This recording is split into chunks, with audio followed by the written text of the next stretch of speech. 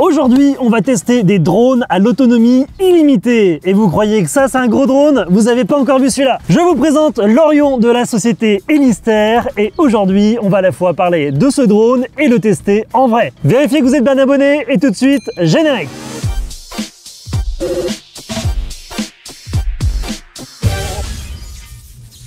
Waouh! Non, on a vraiment à notre disposition un drone avec une autonomie illimitée et c'est vraiment une chance de l'avoir en test aujourd'hui parce que tester ce type de matériel, c'est vraiment très rare. On va vous présenter à la fois le drone Elister et à la fois les stations au sol qui permettent d'avoir une autonomie illimitée sur n'importe quel drone. Je suis très content de tester ça aujourd'hui. Et pour ça, j'accueille aujourd'hui Jean-Charles qui est pilote à Elister. Salut Jean-Charles.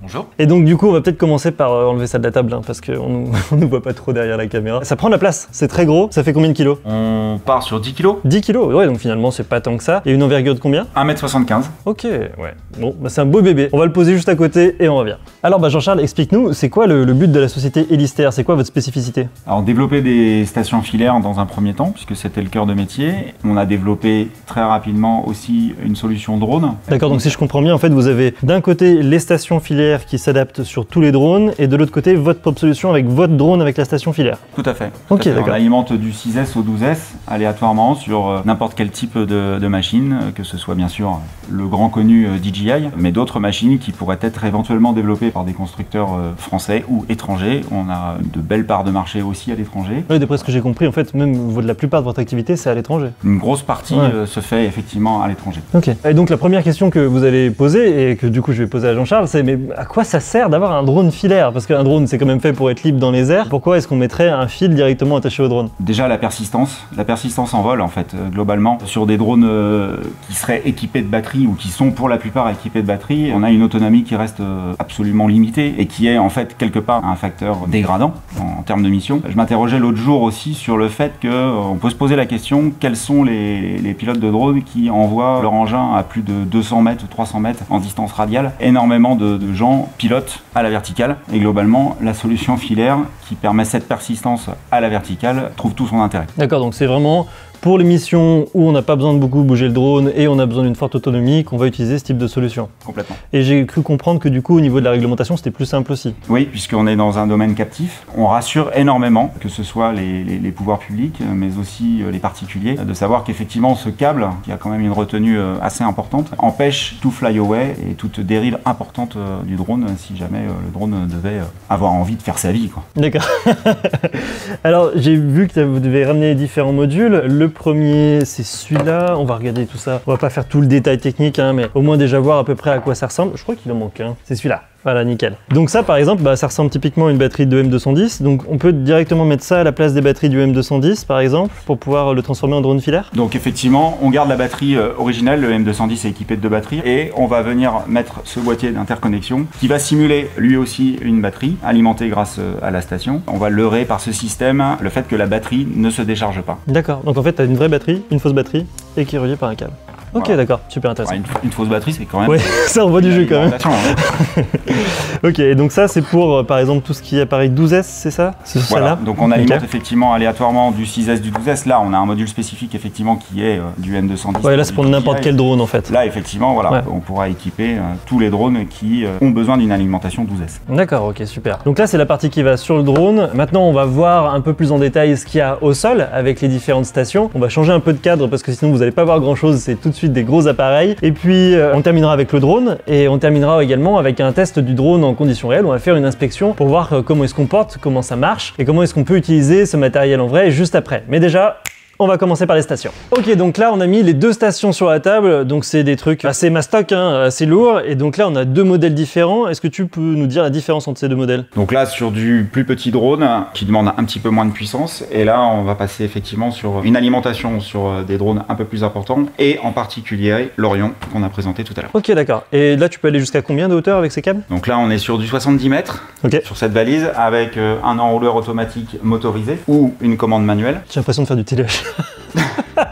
Et oui, mesdames et messieurs, avec la commande en manuel ou en automatique, c'est une excellente affaire. Appelez au numéro suivant. Et celui-là, du coup...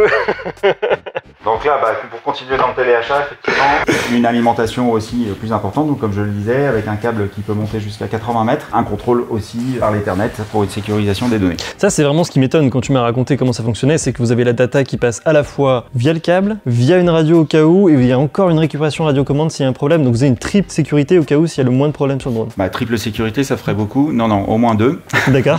Ah oui, 2 sécurités plus le fonctionnement normal. D'accord. Voilà, tout à fait. Donc effectivement, la data et le contrôle du drone qui passe effectivement par le câble, qui nous permet justement aussi une sécurisation des données qui intéresse très fortement, on va dire, des forces de sécurité. Et effectivement, on fait passer cette data redescendante et cette data montante pour le contrôle et le pilotage du drone. D'accord, ouais, donc on est vraiment, votre public cible, c'est la sécurité, c'est des forces de l'ordre, c'est des personnes qui travaillent dans ce domaine d'activité-là. Effectivement, ainsi que les forces de sécurité pour les pompiers par exemple. Et ça a été utilisé au moins sur ces petites stations pour l'incendie de Notre-Dame. Effectivement, les pompiers sont ravis par ce matériel et peuvent l'utiliser effectivement pendant des heures. Et ça fait une super transition parce que justement, pourquoi est-ce qu'on n'utiliserait pas un autre matériel? Et pourquoi est-ce que vous avez vous-même créé votre drone? Et ben on va y revenir tout de suite et on va se mettre pour ça derrière le mastodonte que j'ai nommé l'Orion.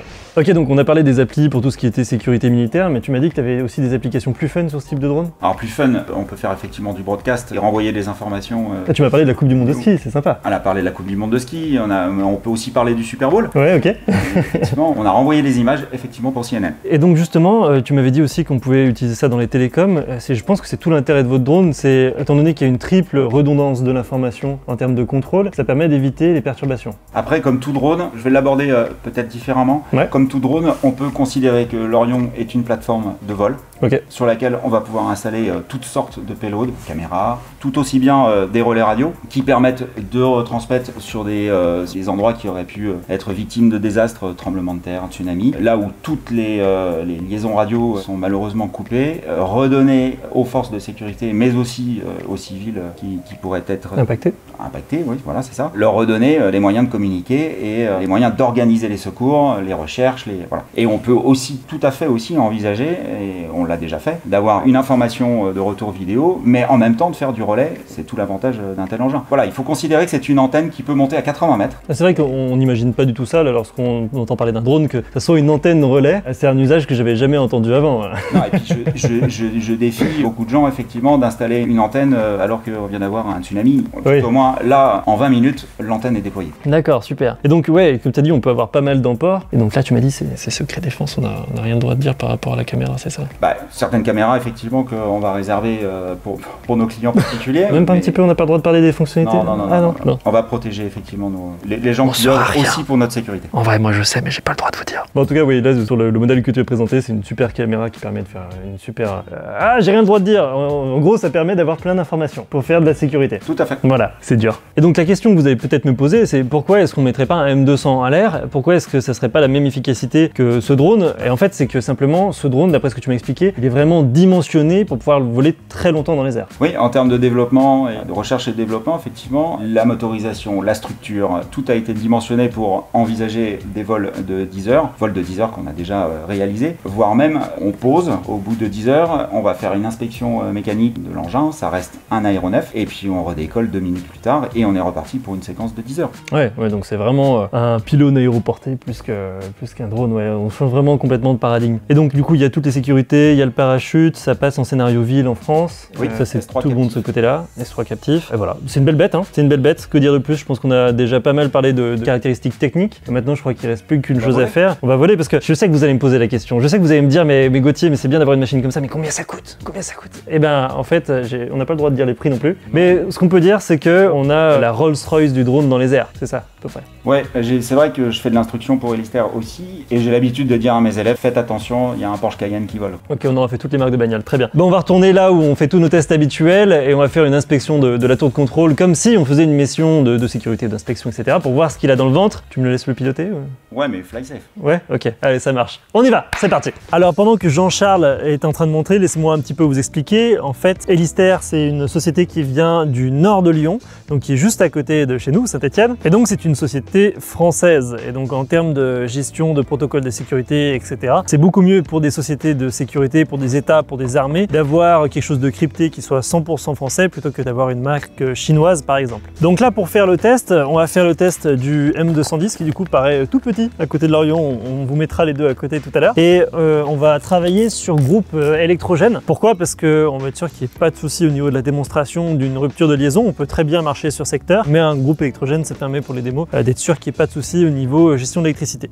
Donc si vous entendez un bruit de fond, c'est normal, vous avez compris d'où ça vient. Et bien pour faire le démarrage, c'est parti, on va y aller étape par étape. Donc vous pouvez voir hein, le M210 qui me paraît énorme d'habitude, à côté de l'Orion, on a l'impression que c'est un tout petit bébé.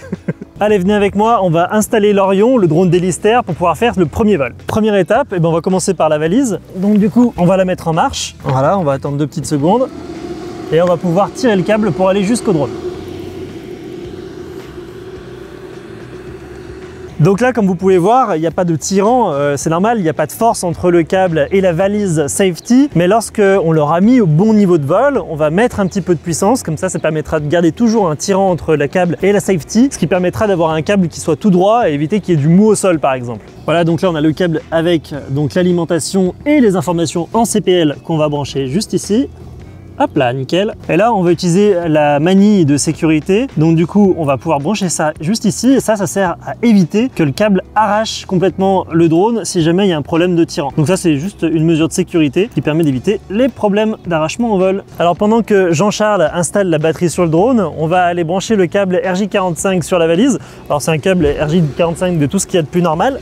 Voilà, c'est installé. Maintenant, on va pouvoir aller sur le poste de contrôle pour voir l'interface qui permet de piloter l'appareil. Enfin, juste avant d'aller voir le poste de contrôle, on va tout d'abord mettre l'énergie sur 1, on allume, et la communication sur 1 également. Et à partir de ce moment, on peut fermer la manette, rabattre les poignets, et c'est bon, tout est opérationnel de ce côté-là. Alors là, ce qu'on peut voir sur l'écran déjà, c'est que tout est au vert pour décoller, c'est-à-dire l'alimentation, la radio, enfin toutes les données qui passent à travers le câble. On voit ici tout ce qui est pilotage avec tous les instruments. On voit le nombre de satellites qu'on capte, comme les drones traditionnels. Par contre, ce qu'il a en plus, c'est que lui, il fait à la fois GPS, il fait GLONASS, mais il fait également Galileo. Donc on devrait monter jusqu'à 26 satellites au max. Donc ici, on a tout ce qu'il faut pour le drone, et ici on a la safety, la valise safety dont on a parlé tout à l'heure. Ça permet de voir l'énergie qui est envoyée, la longueur du câble qui est déroulée, la température, et également le torque. Le torque, c'est l'énergie qu'on va avoir en retour de câble qui va tirer le câble pendant que le drone est en évolution en l'air. Et pour décoller, il suffit d'appuyer sur take-off et on est parti. Donc Jean-Charles est là en backup avec une télécommande au cas où il y a un problème, mais normalement dans l'application de l'utilisation de ce drone, il suffit de faire ça. Hop, take-off pendant 5 secondes et c'est parti. Décollage automatique sur 5 mètres de hauteur, et après on peut reprendre la télécommande en main, enfin du moins les contrôles en main avec le PC. Et pour atterrir, c'est aussi simple que pour le décollage, il suffit d'appuyer sur land pendant 5 secondes et le drone se pose automatiquement. Normalement un opérateur n'a rien besoin de plus à faire que ça. Ok, donc là pour contrôler le drone, vous allez voir, il n'y a rien de plus simple. En fait, si je veux qu'il aille sur la droite, j'ai juste à cliquer sur la flèche de droite. Et vous voyez, hop, il se déplace. Et il va sur la droite. C'est génial. On dirait un jeu vidéo. Sur la gauche. Et c'est parti sur la gauche. C'est presque trop facile. On va aller en avant. Ok. Bon allez, maintenant on va monter un petit peu en altitude. Du coup, on a juste à mettre sur le plus. Vous voyez, j'avais même pas demandé à Jean-Charles avant comment fallait faire. C'est hyper intuitif. J'ai juste eu à regarder sur l'écran. Allez, je vais le mettre à 10 mètres. Et le drone se met à 10 mètres automatiquement. Trop bien. Donc là maintenant on va mettre un peu de torque pour pouvoir en fait mettre un peu du tirant sur le câble. Je demande confirmation avant, je mets 25%. Allez, 25%. Et donc là on va voir, je sais pas si vous voyez là derrière, il y a le câble qui est pas tout à fait tendu entre la valise et le drone. Allez, là on va mettre du torque. Hop, je vais régler ça à 60. Allez, hop, mettons à 60. Ah ça y est, on voit le câble bouger. Hop là, oui, effectivement, on voit bien le tirant là. Donc là, on va lui faire prendre un petit peu d'altitude pour voir jusqu'où il peut aller. Donc on va bien enlever le torque avant de le faire s'élever pour éviter qu'il force. Est-ce que je peux mettre 50 mètres? Allez, on va mettre 50 mètres, très bien. Hop, et voilà, le drone se met à 50 mètres tout seul. Vous voyez, ça se fait tout seul. Hein. Bon, on va éviter d'aller trop haut non plus, hein, ça sert à rien. Hop, on va le mettre à 30 mètres pour la démo, ça ira très bien. Donc là maintenant qu'il est en hauteur à 30 mètres, on va utiliser quelque chose qu'on n'avait pas encore regardé. On va contrôler la caméra avec ce joystick. La caméra elle peut faire un zoom par 30, donc même avec un drone à 30 mètres de hauteur comme ça, on va pouvoir faire un zoom qui est assez puissant, assez impressionnant. Vous pouvez voir l'écran. Là imaginons qu'on veuille zoomer, hop, par exemple sur ce poteau ici. On va pouvoir aller à droite, à gauche, en haut, en bas directement avec le joystick. Et en faisant faire une rotation sur le joystick sur lui-même, on va pouvoir zoomer sur ce qui nous intéresse. Et regardez-moi ça, le zoom par 30 optique, ça m'impressionnera toujours. Ah oui, je n'ai pas zoomé à fond. Ah, c'est qu'il y a une zoom numérique dans un deuxième temps, d'accord, je viens de comprendre. Ok, vous avez vu, c'est plutôt souple, ça permet de voir des choses. C'est hyper intéressant, attention, je vais dézoomer et hop, on va revenir sur le plan original. C'est assez souple. Vous voyez, c'est génial, hein. C'est juste génial. Autre avantage de cette caméra sur l'Orion, il y a une partie qui est infrarouge. Donc vous voyez, on va tourner l'appareil parce que là, hop, on est gêné par les pieds et par la queue de cochon. On va essayer de se trouver en visuel. C'est génial, hein. C'est la première fois que je pilote sans avoir à me soucier de l'autonomie. Là, l'autonomie, c'est juste une donnée anecdotique, enfin même qui est inexistante. Hop, donc là, la caméra garde bien l'angle, sauf qu'on va pouvoir dépasser les pieds. On se voit bien. Vous allez voir le niveau de zoom, c'est marrant quand même. Vous allez voir, c'est incroyable. Le niveau de zoom qu'on peut avoir à cette distance. On va pouvoir voir dans quel mode vidéo tu es en train de tourner, Mathis. Regardez-moi ça, c'est génial. Oula, je suis allé un petit peu loin. Hop là, on va remonter un petit peu. La selle est très douce. Et voilà, on est en train de se voir en train de piloter. Bref, maintenant qu'on s'est vu, je vais passer maintenant dans le deuxième mode, qui est le mode thermique, qui permet de repérer les signatures thermiques à la caméra. Et là, qu'est-ce que vous pouvez voir? Eh bien, regardez. Si on était par exemple dans le noir total, on pourrait quand même voir, grâce à la caméra thermique, notre signature thermique. On peut zoomer numériquement et pouvoir repérer quelqu'un, quelque chose comme ça. Yes, sans les mains Jean-Charles, on te voit en thermique. Voilà, donc pour la sécurité, pour la surveillance, le fait d'avoir un combo zoom par 30 plus signature thermique, c'est quand même le must-have. Donc vous pouvez voir qu'on a différentes modes en mode thermique. On a le blanc chaud, noir chaud, on a différentes couleurs, etc. Et ça sert plus à voir tout ce qui est détection de mouvement, etc. Et vous pouvez voir qu'on peut switcher de l'une à l'autre de manière très facile. C'est en fait le mode hyper débutant, ce drone, c'est génial, vous pouvez mettre ça dans les mains de n'importe qui. Bon, bien sûr, il faudra quelqu'un qui soit formé dessus pour gérer les imprévus, mais sur le fonctionnement basique, il n'y a rien de plus simple. C'est la première fois que je pilote un drone qu'avec un index. Bon, bah comme on a un M200 à disposition, on va en profiter pour faire des plans d'illustration directement en vol d'un drone géant qui filme un autre drone géant. Et ça, c'est sacrément stylé.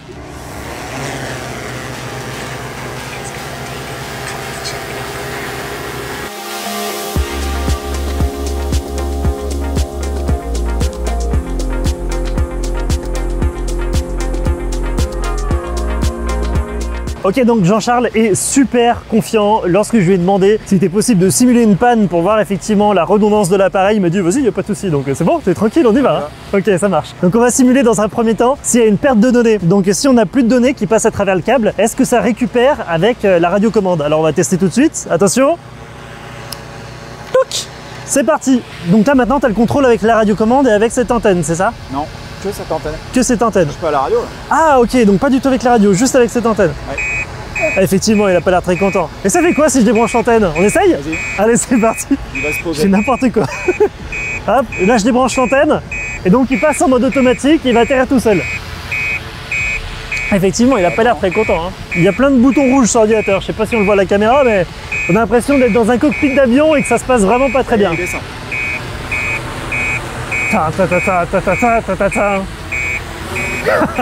J'adore la sonnerie, ça fait vraiment impressionnant. Hein.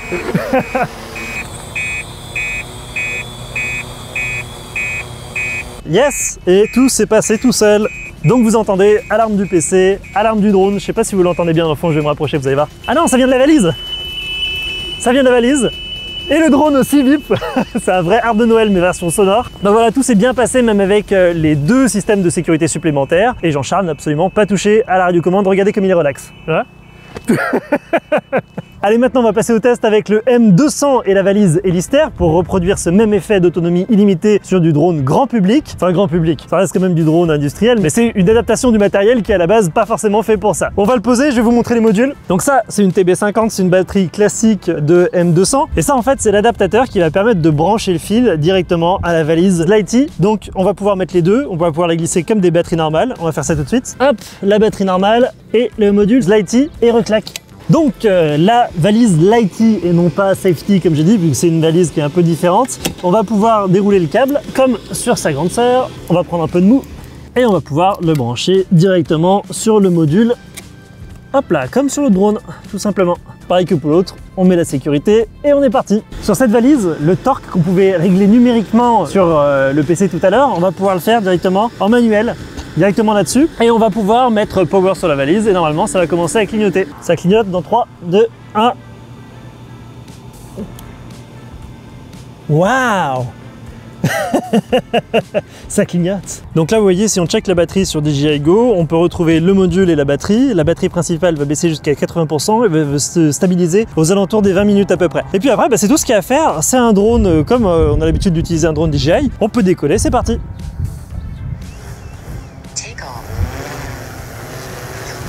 Et voilà. Magnifique.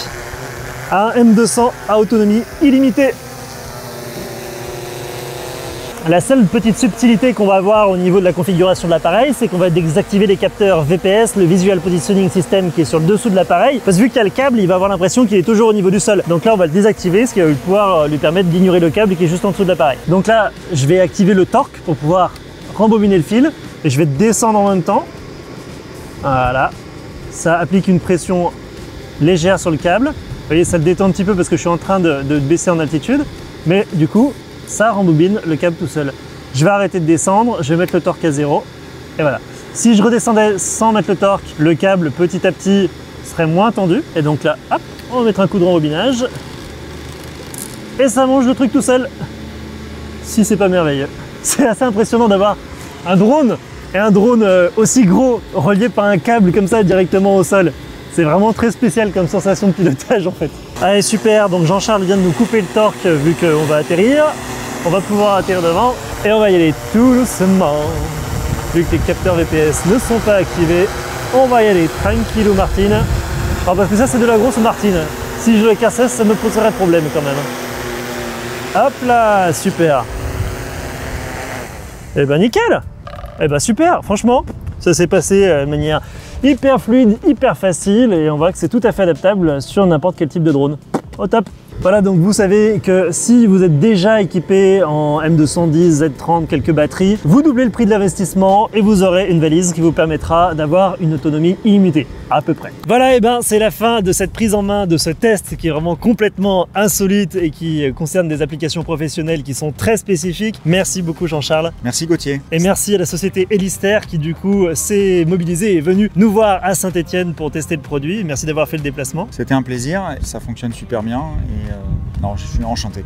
Bah enchanté également, ça fait vraiment plaisir de pouvoir tester les produits qui changent complètement de ce qu'on a l'habitude de voir et ça fait plaisir qu'on a des beaux produits comme ça en production française. Il y a plein de sociétés comme Elister qui sont spécialisées dans le drone en France et qui sont des pépites de technologie et on est content de vous avoir juste à côté de chez nous, c'était génial.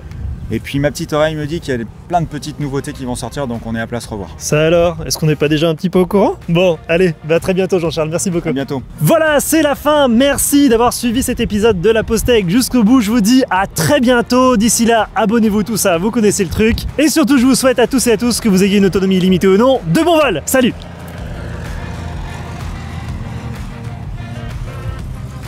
C'était pas du tout prévu, c'est trop stylé!